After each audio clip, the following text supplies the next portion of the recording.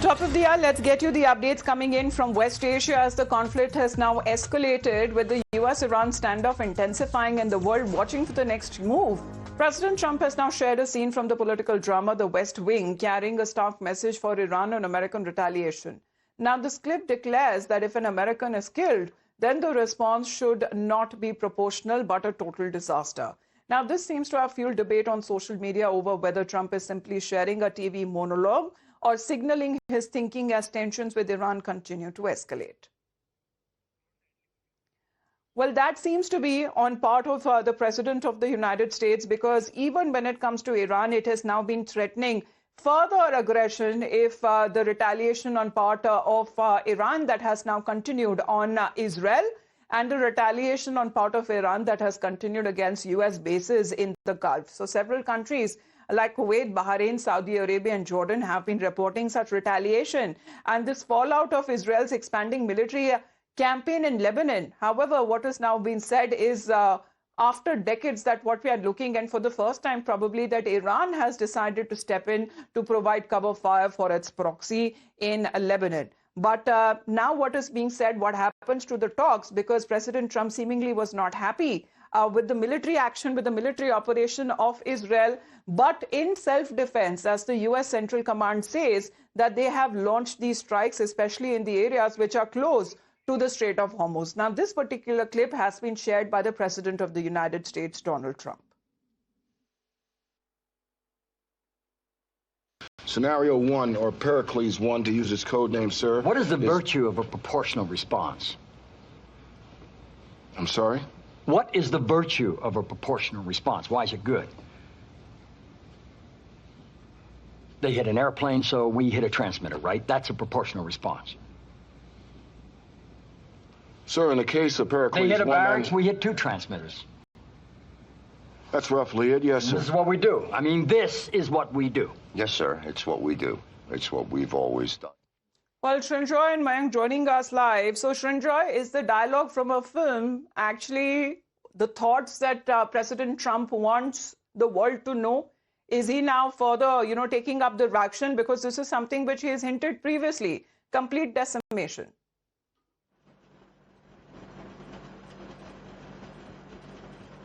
He has said different things at different times. He has said that he would bomb Iran into the Stone Age. He has said a whole civilization would end that night. So he's said a lot of things. He's also said peace is at hand. He's also said that an agreement would happen within days. So while the president has said different things at different times, this is a different situation. Here, a helicopter gets shot down. Iran denies being part of that process. Then America hits back and hits 3 or 4 targets. Iran then hits back and hits targets where there are American bases, in Jordan, in Kuwait, and so on. So this is called escalation. Now, where is this going to end? Because theoretically, the ceasefire is still in place. So while their ceasefire is still in place, a helicopter gets shot down, several parts of Iran get targeted. Iran targets other countries where there are American bases. So this is ceasefire, right? Now, the next question is, if this is ceasefire, what happens when ceasefire ends? So that's a worry that not just Iran and America and Israel have to face, but all the Gulf states have to face this problem. The region has to face this problem, and the world will be confronted by this problem. Absolutely, because the indications were to be believed of what President Trump has been saying recently, because he wants this war to end, he wants the deal to be signed. Sometimes he doesn't seem to be in a rush, sometimes saying that a peace deal is imminent over the weekend. Well, that weekend is long past gone. However, we are looking at this escalation, which will be even more devastating if this so-called truce actually falls apart. Now, on part of the IRGC, there's another breaking update coming in, because the retaliation that is now being carried out, the US Navy's 5th Fleet in Bahrain has been targeted by a drone attack by Iran's Islamic Revolutionary Guard Corps. Meanwhile, they have been claiming that they responded to the US strikes by launching a drone attack on the US 5th Fleet in Bahrain. And this is a statement on part of IRGC saying that clashes are ongoing and warned that there would be heavier retaliatory measures that will follow if the US military aggression continues. So mainly, Mayank, looking at the pictures that have also been coming in, this is the Iranian side confirming that the US launched attacks against several locations in southern Iran that has damaged telecommunication tower and destroying 2 water tanks as well. And rightly in its position, Iran has now been striking military operations, military bases of the United States in the Gulf.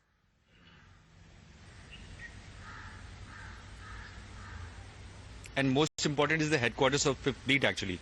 Mind it, 5th Fleet is very well adorned fleet actually, which handles multiple dimensions, which is air, subsurface and surface, all three. So it's actually a sort of a messaging that they'll be taking things head on. And they have also struck bases which are around in that region.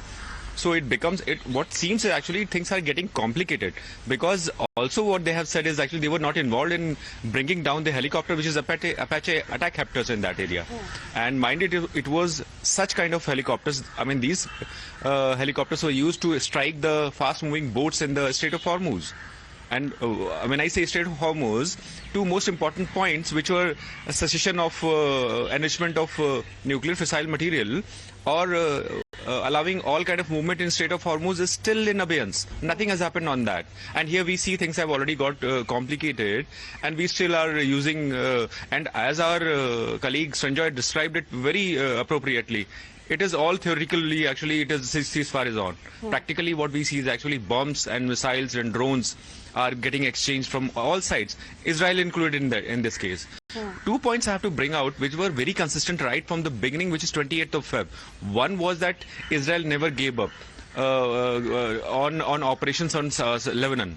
Yes. And second point, Iran always had been siding in favor of Hezbollah, which is in Lebanon. And this has continued, although it was overwhelmed in between because of the 2 things, which is nuclear issue and Strait of Hormuz. So are we going to see things getting complicated, or for all practical purposes, do we really describe it as ceasefire is over? We'll have to wait and watch, because Iran has been saying that they were not involved in... Still, there is no clarity. I mean, what are we looking at in this current scenario? It's been over 100 days of the conflict. Do we still say that the truce is in place, or do we say that the conflict has resumed? I mean, till now, the pictures have been suggesting otherwise. And this seems to be a full-blown conflict. If it actually goes in that category, then it is going to be devastating, not just for the area, but the consequences is something that the entire world would have to face. Now, as far as the IRGC is concerned, it has been saying that it escalated pressure on the US and claiming, on part of the Iranian Revolutionary Guard Corps that they have been claiming that they struck at least 4 key targets at the US Al-Azraq Air Base in Jordan, including F-35 fighter shelters and a command and control center. And the IRGC has warned of further responses if the US continues to attack. So, Srinjoy, does it give an indication of certain help that Iran has been getting from outside? Because how would they know the exact locations? US naval fleet is being attacked. Military bases are being attacked. And in, this latest attack coming in Jordan, that includes the area where there are F-35s being parked.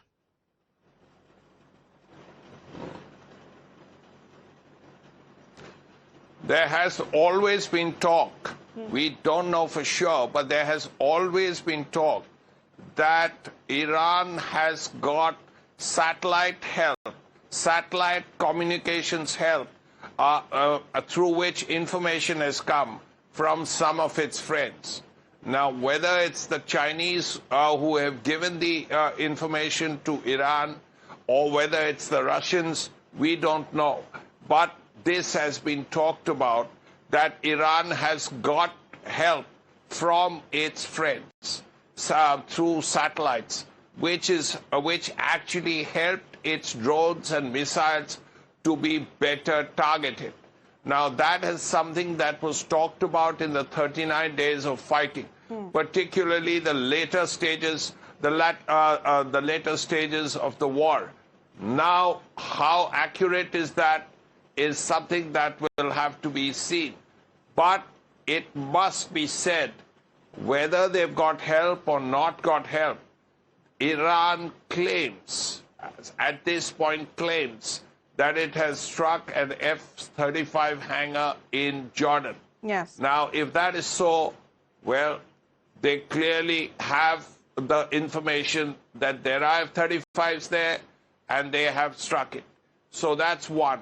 Now, how effective that strike has been, whether the drones and missiles were intercepted, is something that we don't know as yet. Well, they seem to know the exact locations where to hit as far as these military bases of the United States are concerned, which are again coming under attack in the Gulf region. But the counter strikes that has been carried out on part of the central military of the United States, Akansha, will help us understand, because the U.S. CENTCOM, Akansha, has been describing them as self-defense strikes. Absolutely, and southern Iran has come under attack. In fact, let me show you through this map the key targets so far. Let's first tell you about Sirik. As you can see, this is quite close to the Strait of Hormuz. This is in south part of Iran. This is a coastal city that has come under attack. And also Menab, remember, this is another city that is near the Strait of Hormuz, east of Bandar Abbas there, which, remember, during the initial days of the war, a school here came under attack. Several of the students died. Bandar Abbas, this is a key location and it holds a naval headquarter of IRGC that has also come under attack. And Kesham Island, remember, this has been attacked again and again in the last few days, and this is once again been attacked. All these locations near the Strait of Hormuz, south part of Iran, that has come under attack at this point in time. US has said that this was in self-defense, and these are the locations where explosions were reported just a while back. Amita. All right. Thank you for that update, Akansha, because this is what the U.S. Central Forces have been describing as self-defense strikes that are being carried out in the areas which are said to be close to the Strait of Hormuz. Now, with the U.S. strikes in Iran, what we are getting to know that retaliation on part of the United States that is being carried out by the IRGC with one MQ-9 enemy drone, as they say, has also been intercepted and destroyed.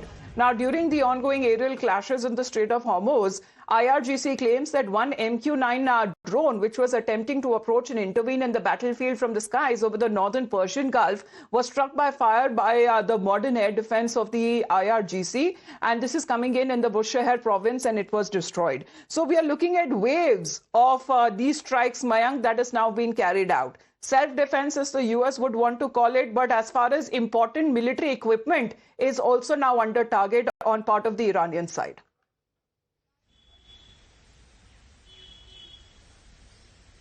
One of the research which was conducted by the congressional teams is actually, it said that almost 5 fighters, almost 7 air refuelers, and prior to this particular MQ-9 which has been brought down, there were 12, almost a dozen MQ-9s which were brought down. I mean, these can be armed drones also, and these can be for search and reconnaissance and intelligence gathering also.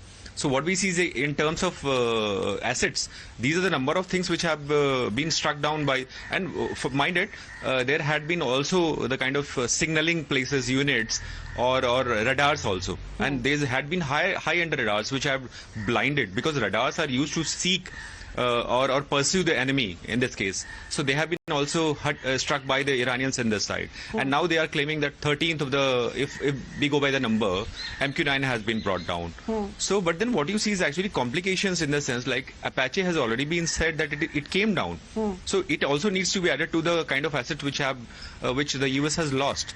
So are we seeing some sort of aggravation, or are we going to see some kind of a semblance of mind wherein every side brings down, or rather, I mean, they come to a middle ground, mediate? Out, Mayank, that these are very targeted, very precise strikes that Iran or IRGC seems to be carrying out. And on part of the American forces that have targeted multiple Iranian air defense and radar systems around the Strait of Hormuz, as Akansha, this seems to be an effort to degrade Tehran's military capabilities in the vital region. Absolutely. We took you through locations that have been targeted. Let me take you through what has been targeted there, and also take you through the statement that is coming from CENTCOM. They have said that they have struck Iranian air defense, ground control stations, surveillance radar sites near the Strait of Hormuz. Air defense systems, they have come under target, which would mean that radar and the surveillance system, they have been targeted. Missile units, so the launching capability of Iran, that has been hit. Water reservoirs, the water holding tanks there, they have been hit, and drinking water tanks there, two of them, in fact, they have been targeted in the latest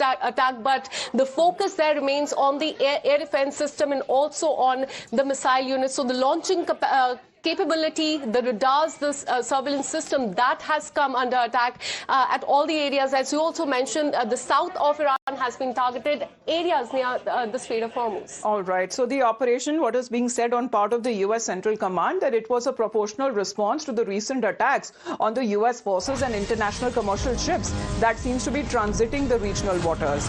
Now, President Trump, also being a businessman, seems to have outlined certain conditions which Iran has been demanding, that they need to be compensated on the destruction that has been caused because of the U.S. strikes. And now, on part of the reconstruction efforts in Iran, if the conflict does come to an end, President Trump was asked this question. And in response, he says that, sure, we'll help Iran, especially when it comes to rebuilding and reconstruction is concerned. But there is a significant oil resources of Iran, and America would require at least half of that. So America will take half of their oil, because President Trump seems to be now linking Shinjoy any future assistance for the access to Iranians' energy wealth. And he knows exactly, because after all, he too is a businessman. So he's now saying, if you want our help, fine, ready to give you. But in return, you need to give us half of your oil.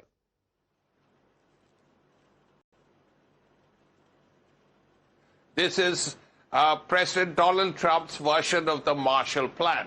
The Marshall Plan, of course, was what helped Western Europe, much of Western Europe after World War II, the reconstruction of Western Europe after 6 years of fighting. And this helped France, Germany, all these countries, Italy, and so on. Now, this is a version of the Marshall Plan, that we will help in the reconstruction. We will give you $24 billion for reconstructing Iran, but we want half your oil. So President Trump making it very clear that while this will be a kind of Marshall Plan, it will be a transactional Marshall Plan, and that's how Iran's oil will go to America, all countries it wants to be sent to. But the question then remains, that 90% of Iran's oil before the war used to go to China. Now, if President Trump says, we want half your oil... Well, he knows exactly what he's doing as far as President Trump is concerned. Nothing comes for free, and we are talking about war at this stage, because he is now staking claim to Iranian oil, at least half of that. Thank you very much, Mayank and Shinjoy. I appreciate you joining us here on the broadcast.